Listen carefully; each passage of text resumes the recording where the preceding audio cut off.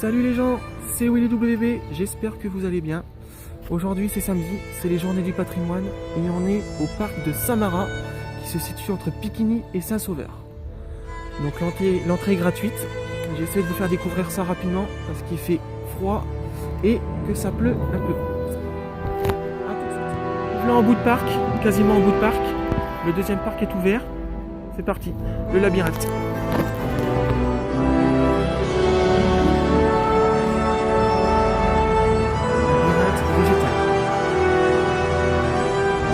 Un aperçu du plan de Saint-Marat, qui est un parc archéologique retraçant toute la préhistoire, donc des hommes des hommes préhistoriques forcément, jusque l'évolution de l'homme préhistorique. Voilà. Donc, juste derrière le labyrinthe, là-bas tout droit, vous avez des marais. On ne pourra pas aller parce que comme des marais forcément c'est marécageux, on va en avoir plein nos pieds. Donc le labyrinthe et on ira directement au deuxième parc qui se situe là-bas. Alors le labyrinthe qui est entretenu par des jardiniers professionnels et compétents forcément puisque voilà, c'est un parc qui retrace toute l'histoire de la préhistoire et voilà, ça donne une aperçu de tous les jours sur les hommes préhistoriques. Avant l'air, c'est pas trop l'histoire mais bon. C'est assez rapide parce que je connais déjà le parc. Vous avez des vidéos du parc.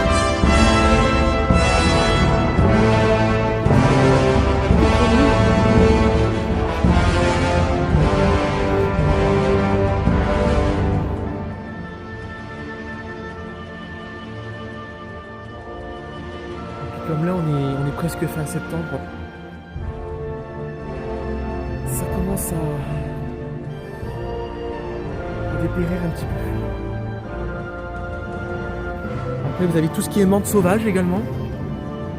Il y a des petits panneaux qui sont marqués habituellement, mais bon comme là c'est le parc va bientôt fermer, et voilà. C'est en cours de fermeture, mais bon.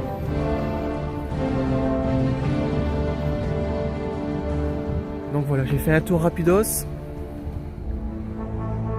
Après en pleine journée, il faut prendre un petit peu plus son temps pour pouvoir voilà, vraiment plus apprendre, plus se cultiver. Moi je connais le parc et comme l'entrée est gratuite, voilà, on saute dessus.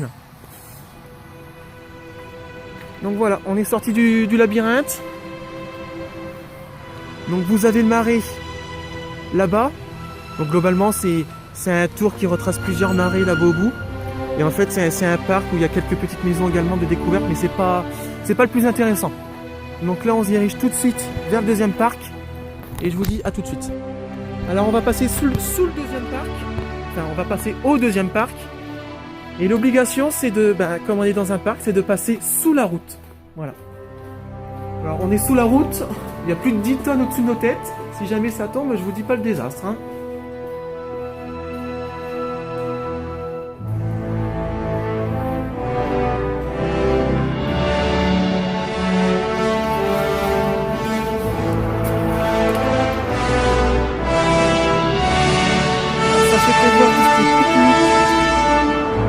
Parce que comme tout parc, forcément, ça a forcément un coût.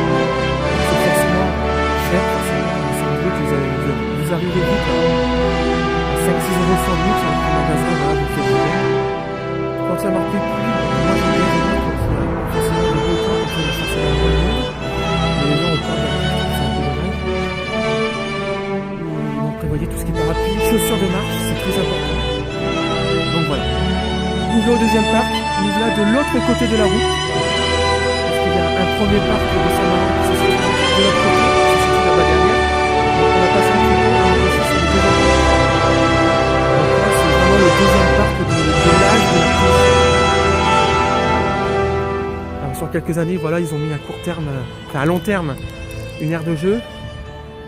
Là-haut vous avez l'Opodium de César qui offrira une très belle vue. Et donc il y a le musée avec les visites commentées. Donc je vous dis à tout de suite. En fin de compte, on est monté. Donc je laisse un petit peu de suspense dans la visite télécommentée, on va dire, avec un vrai guide. Voilà. Donc le musée de la préhistoire se trouve dans ces bâtiments-là. Je vais tout de suite aller voir les maisons reconstituées de la préhistoire, qui est beaucoup plus intéressante à mon goût.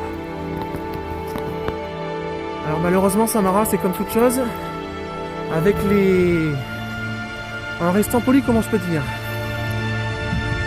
les brutes de terroristes qui nous enquiquinent un petit peu la vie quotidienne. Samara est un lieu également qui est surveillé. Et on s'est fait fouiller à l'entrée, ce que je trouve ça bien d'ailleurs. Ça peut nous éviter encore une fois un attentat terroriste. Samara, ça nous arrange tous d'ailleurs. Parce que moi je prévois la Troisième Guerre mondiale, sincèrement, n'est plus très loin. Donc voilà. Donc il y a eu des travaux sur quelques années. Et je trouve le parc de plus en plus beau. Voilà. Donc il y a des chemins à faire. Ils ont même reconstitué une frise archéologique. C'est le paléolithique et le mésolithique. J'ai toujours du mal à me repérer. Néolithique, les premiers paysans. Il y a bien moins 1200 avant notre ère, c'était l'âge du bronze et l'âge du fer. À 500, ça a été la Gaule romaine avec Vercingétorix, le Moyen-Âge, puis les temps modernes, donc c'est la frise chronologique.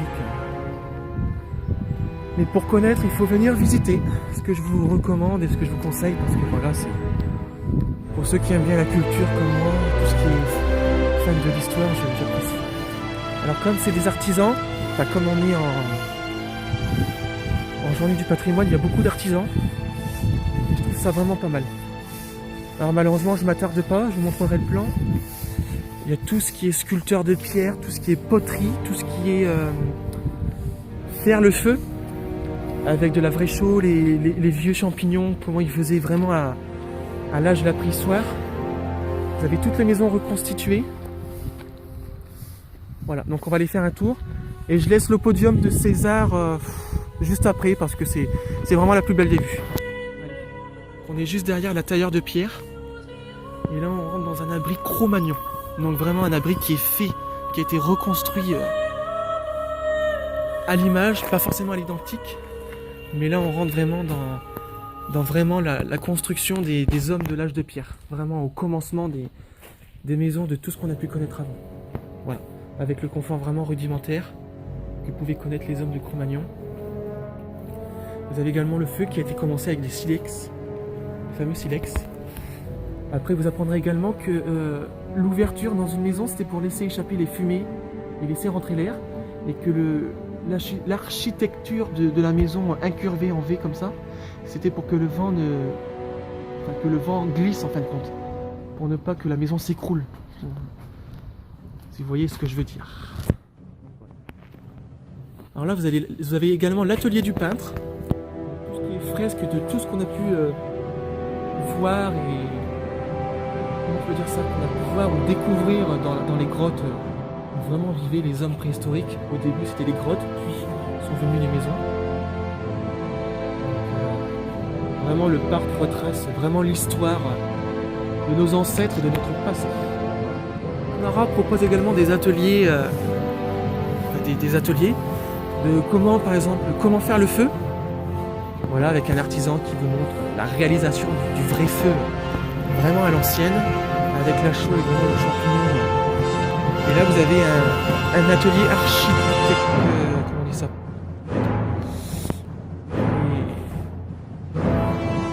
les hommes qui découvrent, voilà, qui ont découvert les os de dinosaures, qui ont les haches, tout ce qui est d'âge, d'épée en bronze.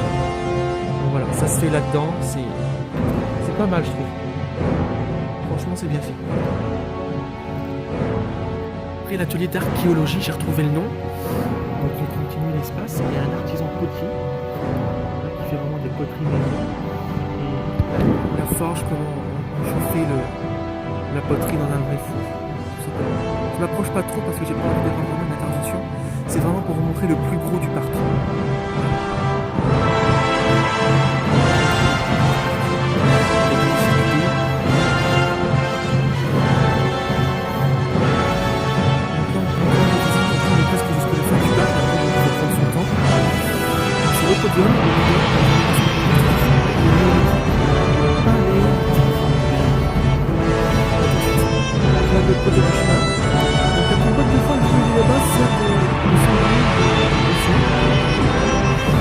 On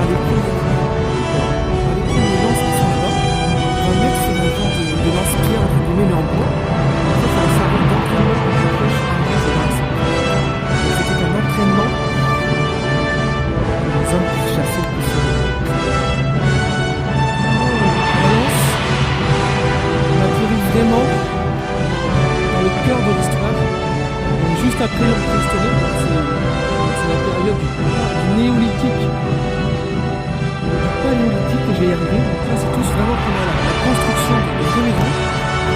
Voilà. Même des petites chèvres, Saint-Marin a laissé une chèvre, tout ça. Le parc progresse, tout en restant naturel.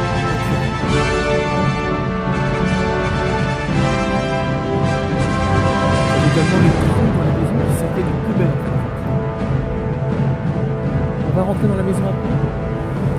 Donc là, les hommes préhistoriques, dans la période du néolithique, juste après, ils faisaient des jardins, commençaient à cultiver eux-mêmes leur époque, puisque l'évolution de la vie a fait que on a pu cultiver les jardins, on a pu cultiver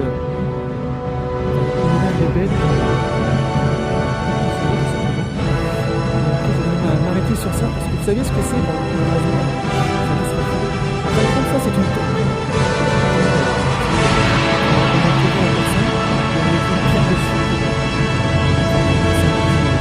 Tout simplement. Le décès, le décédé, tout simplement. Donc là, on va rentrer dans une des maisons qui a été reconstruite plus ou moins à l'identique. Donc on va voir plus globalement, effectivement.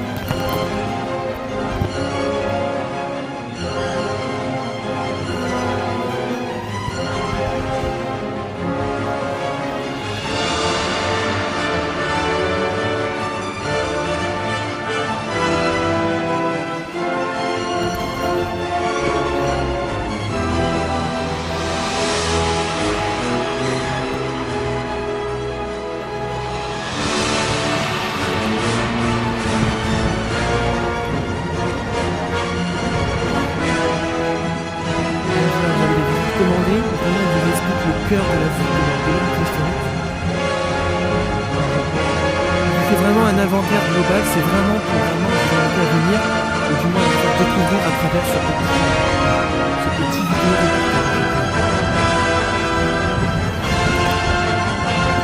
On a du néolithique, ça c'est le mettre un peu plus tôt. On va commencer à faire des petites maisons.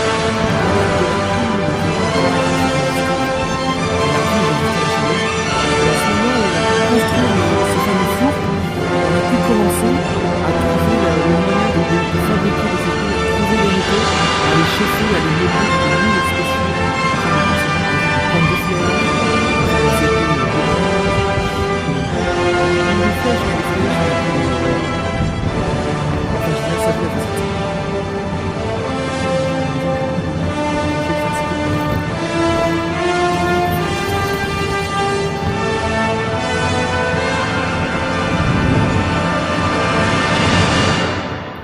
Bonjour, pour rentrer. Merci.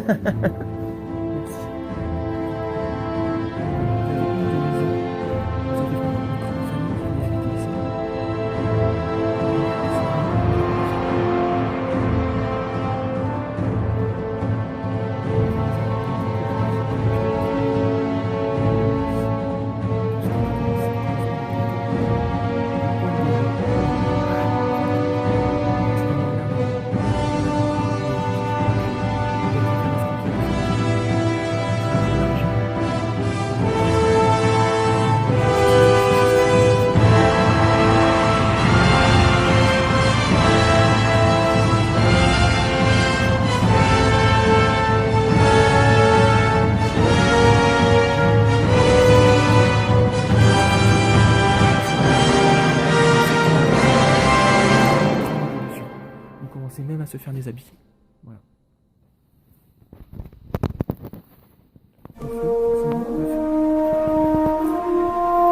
Commencez même à faire les portes.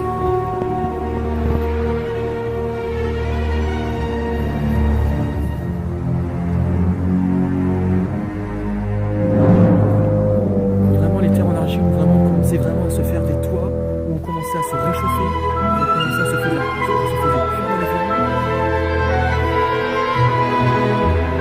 restauration, parce que de nos parents, forcément, ça vient la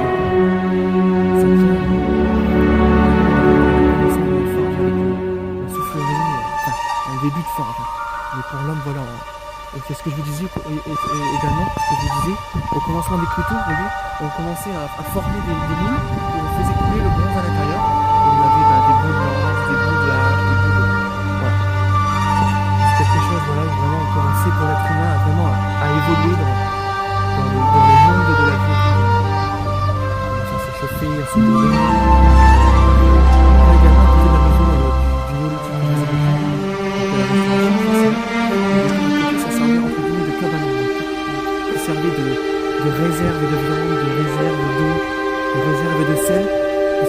pendant ces temps-là, on n'avait pas de frigidaire, donc on conservait la viande entre deux pots de sel. Et pour réchauffer sa viande, juste avant que l'homme commence le feu, on commençait à manger de la viande, et c'était de la viande crue.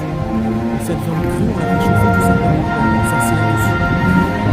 Quand on a commencé à trouver le mode de cuisson, ça a changé la nourriture, ça a changé la conservation, ça a changé la production. Alors je suis vraiment choqué parce que Samara a construit notre maison, donc ils ont changé l'architecture. Et dans l'air, que je ne me trompe pas, c'était vers le 6e siècle, donc avant notre ère, on commençait à faire des maisons sur pilotis, puisque la nourriture commençait à se faire de plus en plus grande. Donc, tout ce qui était cerfs, sangliers, les sangliers commençaient à attaquer l'homme, et l'homme a commencé à construire donc, ces fameuses maisons sur pilotis. Comme ça, si jamais vraiment il y avait vraiment un genre de loup ou un genre de cerf qui voulait manger l'homme, en fin de compte, et ben, l'homme qui habitait au-dessus était tout simplement protégé, puisque l'animal ne pouvait pas manger les denrées de l'être humain, ne pouvait pas l'attaquer. Donc voilà, on a commencé à faire des maisons sur pilotis. Une maison sur pilotis, on avait une échelle en bois, on avait une porte, donc ça c'est vraiment une construction, une reconstruction. Donc, franchement,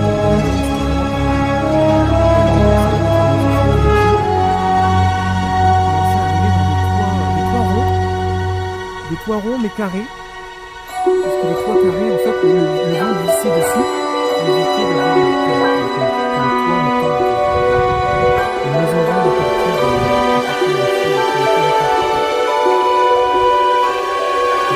vous avez un type de maison sur construction et un autre type de maison sur construction en pilotis. Donc tous les bâtiments, après je vous laisse à vous l'information spéciale.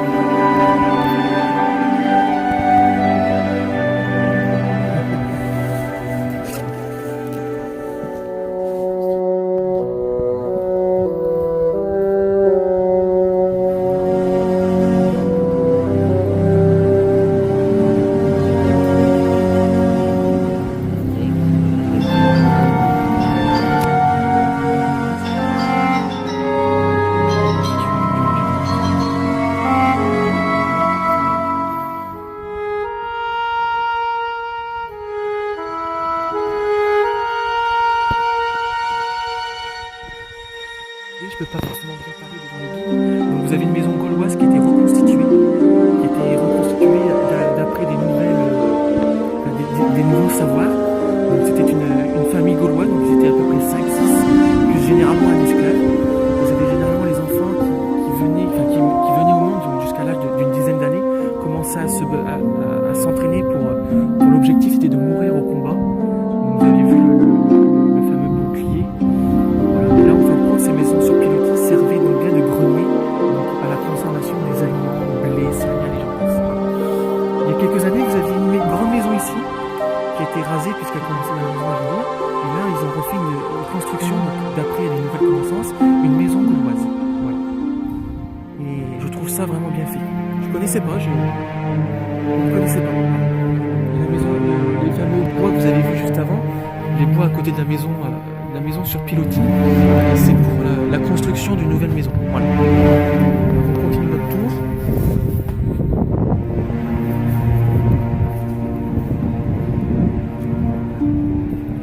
Ils sont même, donc c'est bien ce que je disais, à faire les murs de chaux, puisque c'est du savoir qui se transmet.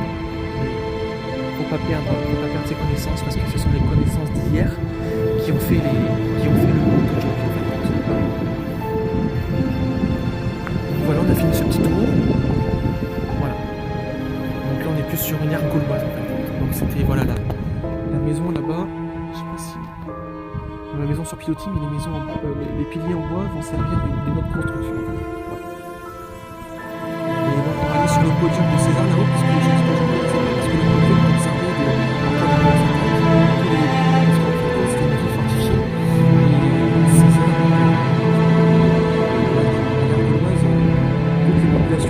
pour se protéger. Voilà. Donc on va y monter juste après. Nous voici sur l'oppidum de César. Donc je disais, en cas de guerre, tous les habitants se réfugient ici.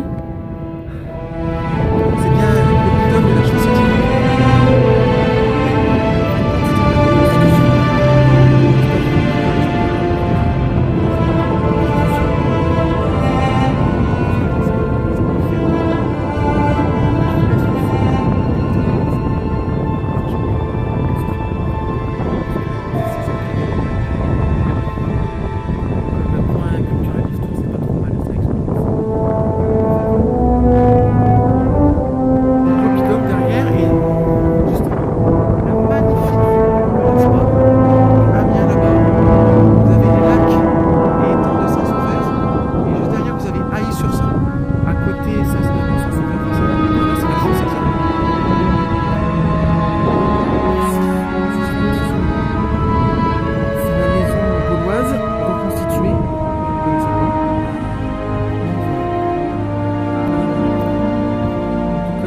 c'est une vue, que ce soit l'oppidum ou derrière la vue à l'instant, je m'en lasse pas.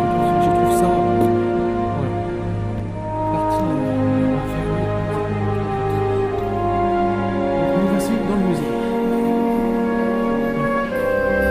Alors il y a une visite à 14h qu'on ne pourra pas faire malheureusement. Mais en fin de compte, la visite voilà, se fait dans l'air évolué, donc au-dessus de la Courbeuse. En fait, on descend et vous avez toute l'évolution de la vie, que ce soit de l'ère de la préhistoire jusqu'à l'ère romaine, voilà, l'ère gallo-romaine, je vais y arriver, jusque du commencement de la vie jusque les temps contemporains, en fin de compte, qui sont là. Donc voilà. Donc là, on va faire la visite de l'autre côté. Voilà. Alors, on ne fera pas la visite, malheureusement, parce qu'après-midi, comme c'est les journées du patrimoine, il y aura une deuxième vidéo, et la deuxième vidéo sera, je ne sais pas si je la mettrai instantanément ou pas, qui sera les grottes de Naour. Donc vous voyez, donc vous descendez l'escalier qui était là-bas, et vous faites tout le cheminement, donc de l'ère de la préhistoire, jusque les temps contemporains, donc la création des vêtements, la création des toiles, la gallo-romaine, tout ça. Donc là on contourne. Voilà, on contourne. Et normalement, je dis bien normalement, sinon on a changé. Donc là vous avez les sorties de secours. Donc c'est bien là. Donc là vous avez un autre musée qui se situe juste à côté. Voilà. Vous avez le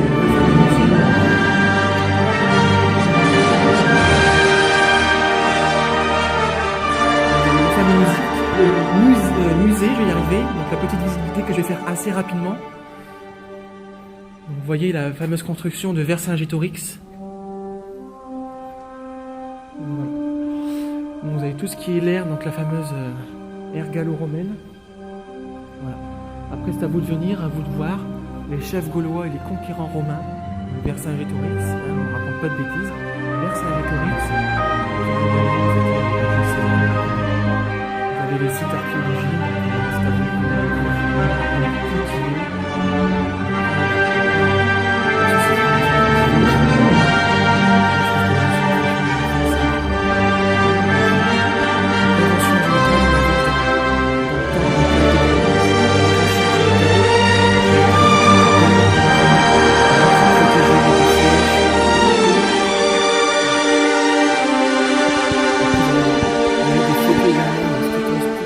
Des tombes, donc en fait vous vous mettez au milieu, vous avez une vue d'ensemble des tombes.